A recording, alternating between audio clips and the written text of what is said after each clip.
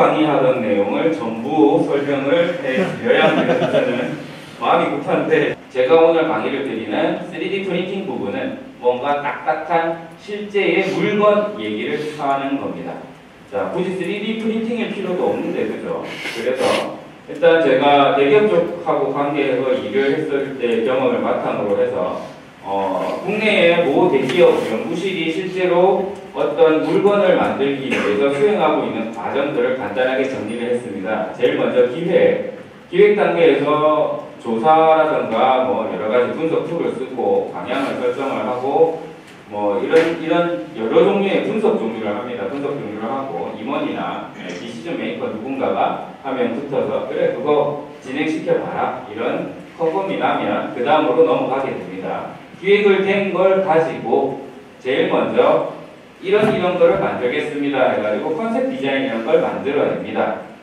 물론 기획 자체가 기능이라든가 서비스에 대한 기획이면 이 부분하고는 상관이 없는데 저는 지금 어떤 실제 만들어지는 가전제품 만드는 대기업의 연구실에서 뭔가 하나를 만들어 나가는 과정을 설명을 드리고 있는 거라서 그 다음 단계가 컨셉 디자인이 나오게 됩니다. 그리고 컨셉 제품을 실제로 만들어서 발표를 하거나 언론에 홍보를 때리거나 혹은 소비자 모니터링 팀에게 건네줄 무언가를 실제로 만들어야 됩니다. 컨셉 디자인 부분은 컴퓨터 화면상에서만 존재하는 거죠. 종이 위에서만 존재하는 그림이 되고요. 컨셉 제품 설계는 이제 비로소 실제로 이런 물건들이 나오게 되는 게 컨셉 제품 설계 단계에서 하는 일입니다. 그래서 컨셉 제품을 여러 가지 방법으로 제작을 하는데 자 여기서 중요하게 보셔야 될 게 이 RP라는 단어입니다. RP라는 단어. CNC나 3D 프린트, 사출 이런 용어는 많이 들어보셨을 텐데 RP라는 용어는 대학의 기계 쪽 계신 분들은 들어보셨을 텐데 Rapid Prototyping이라고 해가지고 빠른 쾌속 조형이라는 이름으로 약 30년 정도의 역사를 가지고 있는 용어입니다. 이 부분이 3D 프린팅하고도 직결이 되어 있는 쪽이고요. CNC나 이런 사출이나 이런 거는 대량 양산하는 부품 생산에도 쓰이지만 3D 프린팅 같은 경우는 대량 양산에는 쓸 수가 없는 기술이었습니다. 그래서 요 래피드 프로토타이핑으로 컨셉을 하나 만들어 나갈 때 그때 주로 사용을 했습니다. 그리고 반드시 제품이 요 부품질에 맞는지 시험 분석을 하고 그리고 공정을 준비해서 원가를 계산하고 이번에는 대량 양산에 맞게 공정이라든가 이런 것들을 고려해서 재료나 만드는 방법들을 전면 재수정하게 됩니다. 이 단계에서 양산 준비 단계에서 실제 부품의 형상이 변경되는 게 가장 많습니다. 부품의 변경이 가장 많아요. 사출 금형을 만들 수가 없다라는 이유로 부품 형상이 단순화되거나 못생겨지거나 하는 일이 꽤 많습니다. 그리고 부품 초품이라고 하는 부품을 제작을 해보고 시험 양산을 하는 목적은 부품에 대한 검사가 아니라 공정에 대한 검사입니다. 대량 양산이 과연 돌아가는가, 작업자들이 움직이는데 이상은 없는가 이런 것들, 불량 체크는 어디서 할 수 있는가 이런 시스템에 대한 시험을 하고 마지막으로 양산을 시작을 하고 양산을 시작한 후에 일정상 어쩔 수 없이 양산을 시작한 후에 고쳐지는 문제점들도 실제로는 많이 그래서 이제 우리가 앞에 이제 본격적으로 3D 프린팅이라는 거에 대해서 확인을 해보겠습니다. 3D 프린팅이라고 하는 말들 키워드만 제가 계속 쭉 보여드리고 간단하게 말로 설명을 할 건데요. 3D 프린팅이라는 얘기를 할 때 AM이라는 용어가 자주 등장합니다. AM Additive Manufacturing이라고 해가지고 뭔가를 덧붙여서 만들어 나가는 걸 뜻합니다. 우리말로 여러 사람들이 기자라든가 교수님이라든가 여러분들이 번역을 시도하고 계시지만 아직 썩 마음에 드는 단어가 제가 아직 발견을 못해서 한글 번역은 안 쓰고 있는데 AM은 그렇다. Additive Manufacturing 뭔가를 덧붙여서 만드는 방식이다 라는 뜻이다라는 것만 알고 계시면 됩니다. 그러면 저거에 반대되는 substitute라든가 그런 얘기가 있을 것 같은데 없습니다. 그런 건 없었습니다. 기존의 제조 공법들은 주로 절삭, CNC에서 뭔가를 깎아내서 만드는 방법이었습니다. 구멍을 뚫고 바깥쪽을 깎아서 가루를 만들어내고 그거에 대비해서 뭔가를 덧붙여서 만든다라고 하는 게 AM인데 AM도 새로 나온 기술은 아닙니다. 우리가 아주 고대 석기 시대 말고요. 토기를 만들어 쓰던 시대로 돌아가 보면 그때 만들었던 토기들이 사실은 저 애디티브 매뉴팩처링의 일종이죠.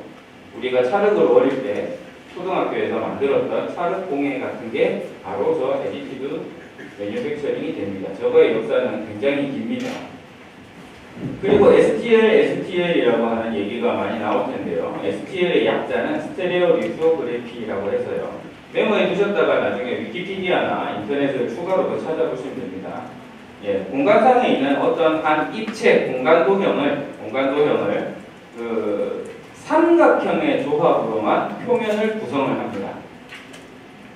점의 정보와 어느 점과 어느 점이 연결되어 있는가 정도의 정보만을 파일에 저장을 하고요. 파일 형식에. 그렇게 해서 표준 포맷으로 거의 인정받고 있거든요. 정식으로 ISO 지정이 된 건 아닙니다만 표준 포맷으로 인정받고 있는데 흑백으로 색깔 정보는 빠져 있습니다. 그래서 최근에 STL 3.0을 만들면서 색깔에 대한 정보도 넣는 게 어떠냐 하는 얘기들이 많이 오가고 있습니다만 아직까지는 널리 쓰이고 있는 STL은 색깔에 대한 정보는 없고 점의 위치 정보와 어느 점과 어느 점이 연결되어 있는가만을 가지고 현실상에 있는 모든 입체를 전부 삼각형의 조합으로 표면만 전부 다 따낸 걸 STL, 스테레오 리소그래피라고 합니다. 그리고 3D 프린팅의 주 원리는 부분 구조법이라고 하는 단어를 들어보셨죠? 예, 고등학교 때 그 싫었던 수학 시간에 적분, 그죠? 맨 마지막 코스 적분, 통계 나오기 직전에 나왔던 그 적분에 등장했던 용어도 부분 구조법, 뭔가를 한층 한층 쌓아 올린다는 뜻이죠. 쌓아 올려서 뭔가 만들어집니다. 부피가 만들어지는 걸 우리가 계산을 했었는데요. 그 원리 그대로 생각하시면 됩니다. 그래서 공장이나 이런 데 계셨던 분들 같은 경우는 CNC라는 기계를 알고 계실 겁니다. 뱅글뱅글 돌아가는 드릴 날을 기계로 뱅글을 돌리고 그 드릴 날을 자동으로 혹은 수동으로 움직여서 물건을 깎아 나가는 기계가 CNC인데요. 저걸 컴퓨터로 제어를 해서 완전 자동화도 할 수 있고 또 밀링 기계, 밀링 머신이라고 해가지고 수동으로 조작도 할 수 있는데 그 CNC에다가 돌아가는 드릴 비트가 아니라 글루건, 우리 집에서 쓰고 있는 글루건 있지 않습니까? 글루건을 붙여버린 게 바로 이 3D 프린팅의 시작이었습니다. 독일분이셨나 지금 제가 그 인물 정보를 까먹었는데 아직까지 살아계시고요. 3년 전에 이 기술을 세계 최초로 만들어내셨던 분이 3D 시스템즈라고 하는 외국 회사의 사주로 아직까지 현역으로 왕성하게 활동을 하고 계십니다. 컬러 프린팅을 가능하게 하는 종류의 프린터입니다. 그리고 S로 시작하는 SLM, 저기서 L도 레이저. 자, SLM 같은 경우는 멜팅, 신터링 대신에 멜팅이라는 단어를 썼는데 어차피 그놈이 그 단어입니다만 얘들 같은 경우는 주로 SLM이 쓰였다라고 한다면 금속 재료를 다루고 있습니다. 티타늄이라든가 일반 철이라든가 그런 것들을 다루고 있고요. 이제 여러분들이 앞으로 쓰시게 될 그리고 심지어 몇몇 분들은 직접 만들어서 자기 책상에 올려놓으실지도 모르겠지만 여러분들이 가장 쉽게, 가장 저렴하게 접할 수 있는 방식이 이 FDM이라고 하는 방식입니다. FDM이라고 하는 말은 메이커북이라고 하는 회사에서 특허를 쓰고 있어서 다른 놈들은 쓰지 말라라고 하는 언론 보도를 냈었기 때문에 요즘엔 FFF라고 많이 얘기들을 합니다. 둘 다 같은 얘기고요. 자, 필라멘트라고 해가지고 여기 플라스틱 재료를 철사 모형으로 재가공을 했습니다. 이걸 필라멘트라고 부릅니다. 이 필라멘트를 써서 자, 노즐에다가 재료를 힘으로 투입을 해서 압출을 한다라고 해서 압출 방식, 압출식 프린터라고. 일단 이 그림으로 제가 이 자료에 그림이 많이 없어가지고 그림으로 설명을 하기 위해서 아까 그려놨는데 그림이 좀 조잡합니다. 그죠? 일단 여기 가운데에서 쭉 세로로 내려오고 있는 이 부분이 이 필라멘트입니다. 필라멘트, 여기는 딱딱한 필라멘트 상태죠. 여기서는 밑에 녹아서 나온 거고요. 이 아랫부분 여기가 주로 황동 신주 이런 걸로 제작이 되는 노즐입니다. 금속으로 만들어져 있는. 그리고 노즐의 끝단부에 히터 블럭, 약 250도까지 온도를 상승시킬 수 있는 히터 블럭이었습니다. 물론 온도 센서와 같이 써서 온도를 조절을 하죠.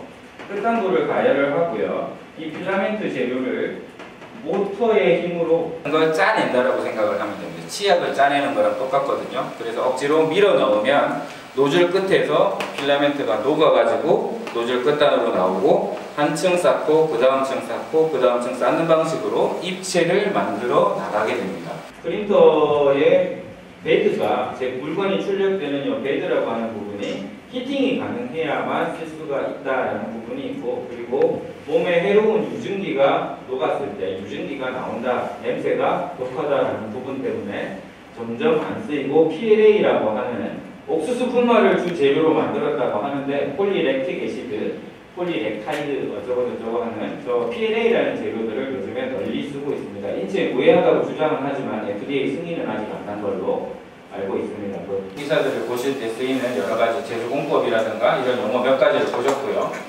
3D 프린팅이라는 것은 AM 방식으로 무언가를 만드는 방법 중 한 가지입니다.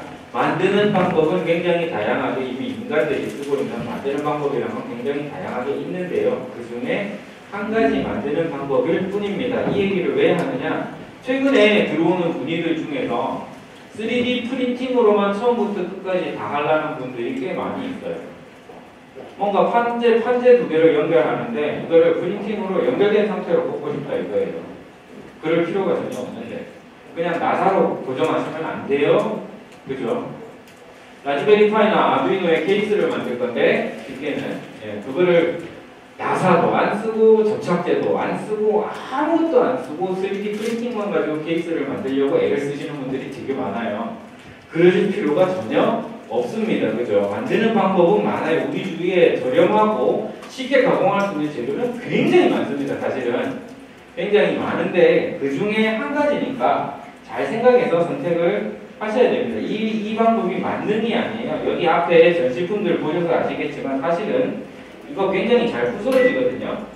예, 굉장히 잘 부서지는 거고 그렇게 생각보다는 안 튼튼해요. 겉에는 보이지만 생각보다는 안 튼튼해요. 그리고 자 이거 3D 프린팅 같은 경우는 신기술은 아닙니다. 20년이 넘었고요. 거의 30년을 향해 달려오고 있습니다. 작년에 3D 프린팅 관련된 특허 중에 하나가 기한 만료로 17년이 넘어서 기한 만료로 자동으로 특허 해제가 됐죠.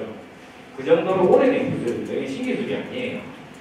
근데 이때까지 왜 사람들이 책상 위에 있던 게 없었죠? 예, 특허를 누군가가 보유하고 있었을 뿐만이 아니라 특허 보유했던 데가 억대의 기계만 만들어 팔았지 몇백만 원짜리를 만든 적은 없거든요. 이게 200만 원짜리가 나오기 시작한 게 정말 최근입니다. 정말 최근. 오픈소스에서 3D 프린터를 만드는 방법 자체가 연구되고 개인들이 만들기 시작한 지가 4년, 5년 정도밖에 안 됐어요. 이게. 그런 점에서 요 개인용 요거는 신형이긴 한데요. 기술 자체는 굉장히 옛날에 만들어진 기술입니다. 그러니까 CNC 머신에다가 글루건을 붙여놨다. 혹은 납땜기를 붙였다고 생각하셔도 돼요. 납땜 많이 하셨던 분들은 아시겠죠. 납땜하는 납땜 인두 중에도 납이 송급이 되고 이런 프린팅 펜처럼 납이 송급이 되고 끝에서 납이 녹은 게 나오는 납땜 인두가 있거든요. 일본하고 독일에 좀 비싼 장비기는 한데 공장 라인에서는 그런 걸 많이 쓰죠. 이렇게 위에서 스프링 달린 줄 잡아 내려가지고 쭉 하고 놓으면 원래 자리로 돌아가고, 그죠? 납 일일이 갖다 대고 인두 갖다 대고 이렇게 안 하거든요. 그 좀 빨라야 되기 때문에 라인에서는. 텔레비에서 대만의 무슨 라인, 뭐 폭스콘 라인 이런 거 유심히 라인 나올 때 보셨던 분들은 다 그런 식으로 납땜 작업하고 있어요. 사람들이. 그죠? 기본적으로 대부분의 부품들은 기계 자동 컨베이어 벨트로 자동 납땜, 끓고 있는 납에 한번 툭 담갔다가 빼는 식으로 대량 자동 납땜을 합니다만 사람 손으로 할 수밖에 없는 부분들이 남게 돼 있고 그런 부분들은 그런 납땜기를 쓰거든요. 그 납땜기를 붙인 거죠. CNC에다가. 그게 3D 프린터의 거의 원조 아이디어입니다. 그래서 자 나중에 중간에 한 번 더 나옵니다. 램랩이라고 하는 부분이 있습니다.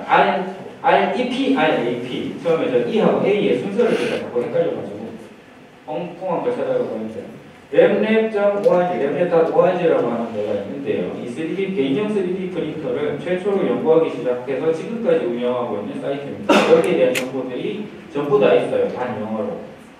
오픈소스 메이커들에 의해서 저렴하게 개인용으로 책상 위에 올려놓고 쓸 수 있는 작은 사이즈의 FFF, FDM 방식의 프린터가 만들어져서 전 세계로 퍼졌고 오바마도 화이트하우스 메이커데이를 운영해서 화제가 된 적이 있죠.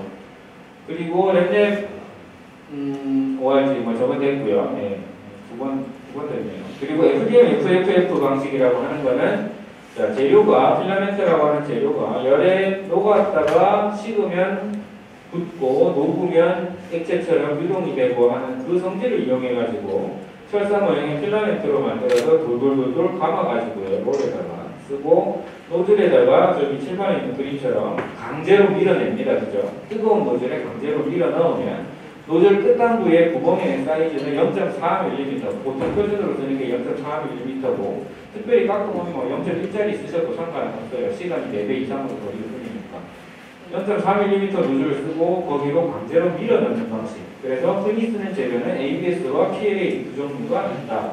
이 점도 기억하시고요. 프린팅 과정이라는 것은 3D 모델링을 해서 STL 파일로 변환한 다음에 다시 특별한 프로그램을 써서 G코드로 바꿔 G코드를 프린터에 던져 넣으면 프린트는 방금 전에 여러분들 강의 진행하는 동안에 모르셨던 프로젝트 두 가지 미암이랑 아시카에 대해서 아주 간단하게 정리를 했습니다. 물론 저는 아두이노에 대해서는 거의 초보자에 가까운 쟁병입니다만 3D 프린터도 아두이노 보드로 만들어진 프로젝트입니다.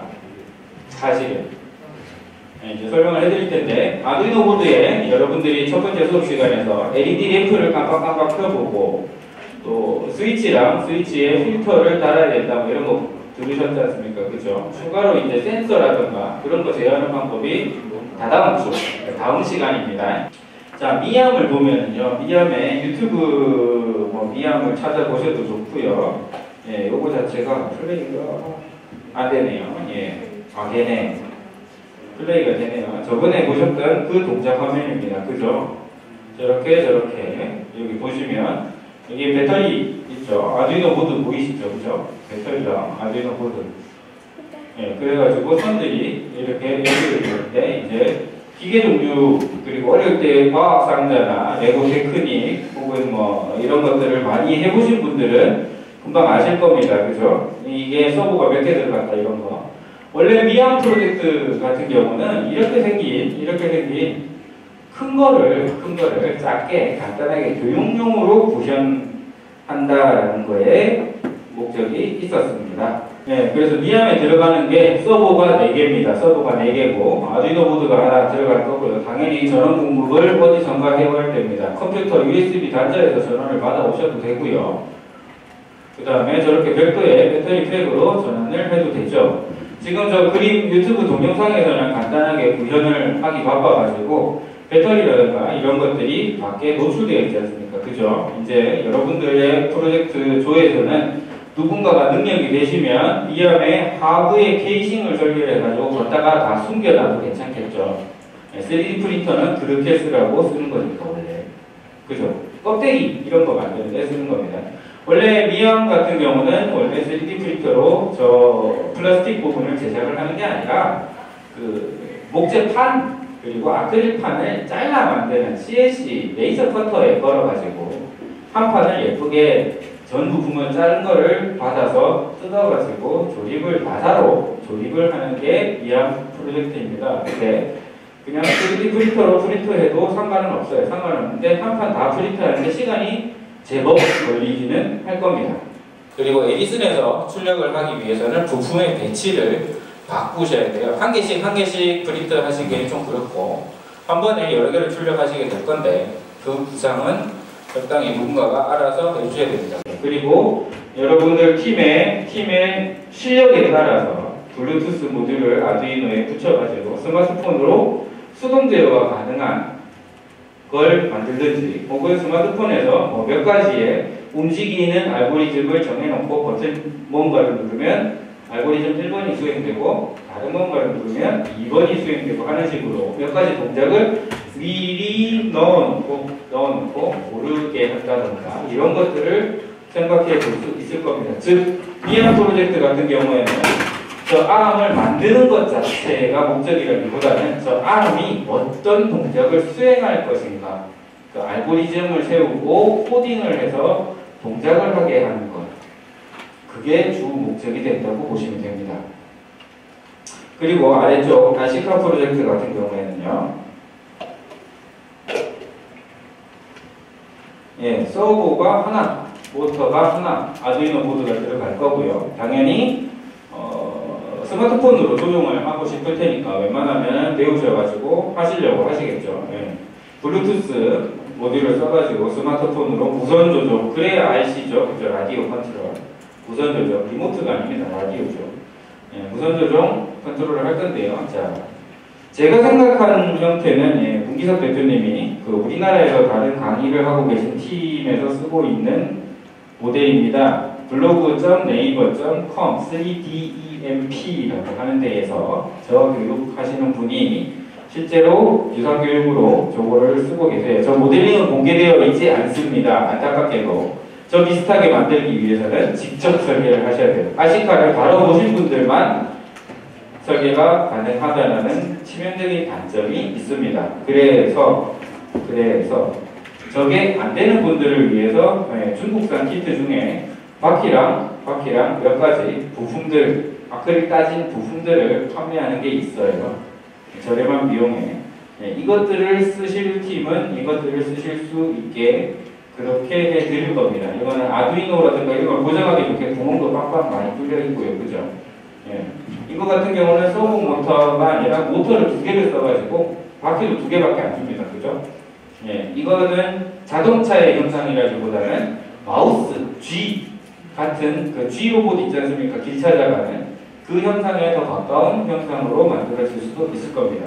자, 이 부분은 진짜 순전히 자동차의 구조부부터 해가지고 팀 전체가 협업을 해서 기계 설계라든가 자기들이 취미 영역에서 알고 있는 아시카 혹은 자동차 이런 것들에 대한 조사를 충분히 하셔가지고 프론트 앞바퀴의 좌우 조종을 하게 할 것인가, 아니면 앞바퀴 떼고 이 뒷바퀴에 모터를 각각 넣어가지고 바퀴 하나당 모터 하나 넣어가지고 앞바퀴 아예 없이, 그죠? 탱크가 돌아가는 것처럼 모터 한 바퀴는 앞으로 돌리고 다른 한 바퀴를 뒤로 돌리면 제자리에서 회전을 하겠죠. 그죠? 그런 식으로 방향전환을 하게 할 것인가, 이런 것들을 잘 생각을 해보셔가지고 결정을 하시면 됩니다. 요거 구조 설계하는 건 사실 그다지 어려운 부분은 아니기는 합니다. 혹은 인터넷을 잘 뒤지시면 저 비슷하게 생긴 모델링이 실제로 나올 겁니다. 그게 이제 여러분들에게 주어지는 숙제가 됩니다. 미안 같은 경우는 굉장히 쉽게 찾을 수가 있습니다. 그러나 아시카나 이런 거는 검색어를 잘 잡아 놓으셔야 제대로 원하시는 것을 만들어낼 수가 있습니다. 그래서 미암은 띵기버스라고 하는 굉장히 유명한 사이트예요. 3D 모델링이 많이 올라오고 유명한 사이트입니다. 물론 전부 다 프린트 가능한 프린터블은 아니기는 한데요.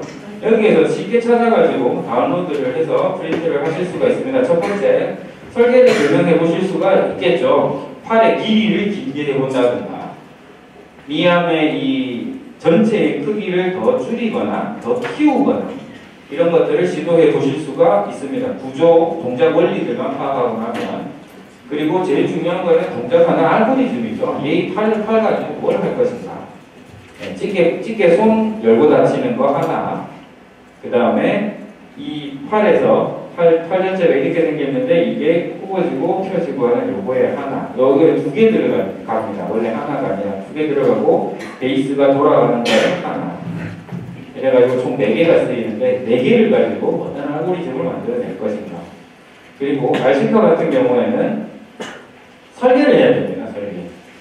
메인프레임이라고 하는 모터라든가 바퀴가 어떤 이 얹혀질 판때기가 하나 있어야죠. 판때기가 아니어도 되죠. 실제 자동차를 아시는 분들 같은 경우는 굳이 판이 아니어도 프레임을 짤 수 있습니다. H 프레임이라든가. 그리고 조향부를 어떻게 방향전환할 수 있는 그 구동 방식을 어떻게 만들 것인가. 실제로 스프링까지 써가지고 범퍼를 쓰고 이러기에는 부품 구하기도 어렵고요. 스프링이나 이런 구조, 댐퍼 스프링 구조의 그 쇼크 압소버 부분은 빼고 진행을 하시는 게 낫습니다. 그 브리핑 하기도 굉장히 까다로운 것들이고요. 원통형이라서. 그리고 이제 구동구, 주로 모터를 판때기에 적당히 고정만 시키면 돼요. 고정만 시키면 되는데, 이거 중국산 모터 케이싱 같은 경우에는 구멍이 미리 뚫려 있어가지고 나사 구멍 위치만 적당히 잘 잡아놓으면, 또 나사 구멍도 동그란 구멍이 아니라 길쭉길쭉한 구멍, 자 이거 어깨에서 장공이라고 하는데 긴 구멍이라는 뜻이죠. 장공 파놓으면 대충 맞추기가 쉽죠, 그죠? 너트가 빠져나오지만 않는 장공을 써가지고 적당히 정하시면 되고요. 범퍼라든가 외관 부분은 시간이 제일 큰 문제가 될 겁니다. 특히 외관, 껍데기 인쇄하려면 높이도 있고 형상도 충분히 복잡하기 때문에 프린트를 걸어도 프린트하는데 시간이 꽤 걸릴 거예요. 누구 프린트 하시는 담당하는 팀원이 여기에 자주 평일에 왔다 갔다 하셔야 될 겁니다. 실패를 하게 되는 경우도 있을 것이고 한 번에 예쁘게 뽑혀 나오기도 할 것이고 욕심이 난다 그러면 색깔별로 부품을 분할해가지고 나중에 조립하는 형태로 갈 수도 있거든요. 모델링하고 프린팅 같은 경우는 시간이 꽤 걸린다는 걸 유념을 하시고요. 여기 앞에 있었던 샘플에서 칼라로 되어 있는 요 종이 프린터 있지 않습니까? 이거는 부산에는 아직 한 대도 안 내려왔어요. 부산에는 아직 한 대도 안 내려와서 이거를 쓸 수 있는 데는 없을 겁니다. 이게 어디라도 쓸 수 있는 데를 구할 수만 있으면 비용을 주고서라도 껍데기 인쇄할 때 참 좋은데 없어가지고요. 일단 여기서 이제 시간을 좀 드릴게요. 어떻게 대강 정도만 여러분들이 그 조별로 의논을 좀 해보십시오. 여러분의 조에 여러분의 프로젝트가 어떤